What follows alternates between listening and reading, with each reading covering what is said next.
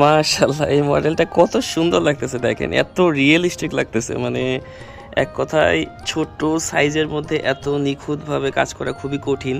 তারপরেও এটা ফাইনাল রেজাল্টটা দেখেন কত সুন্দর লাগতেছে। ঘর গাছপালা, মানে আপনি যদি ভালোভাবে না দেখেন এটাকে রিয়েলি মনে হবে। এই দেখেন বাঁশের বেড়া, পিছনে ঘরের পিছনের সাইড দেখেন, একদম পিছনের সাইড যেরকম বাস্তবের মতো লাগতেছে।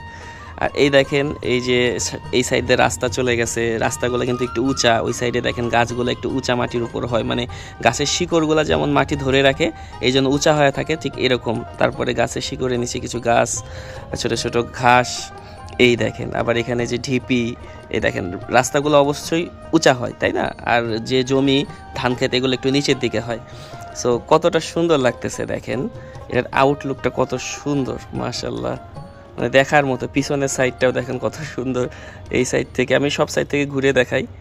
এই দেখেন, মানে এক হাতে একটু কন্ট্রোল করে ঘুরে দেখাতে কষ্ট হচ্ছে, বাট এই দেখেন এইদিকে ঢিপিটা একটু উঁচা, এখান থেকে হাঁটতে হাঁটতে আপনি চাইলে ঘরে যেতে পারবেন। আবার ঘরের কাছে দেখলে দরজা জানালা সবই আছে, ওই দেখেন। আবার এখানেও দেখেন মাটিটা একটু উঁচা, মানে সব অ্যাঙ্গেল থেকে দেখতে গেলে এটা মাশাল্লাহ অনেক সুন্দর।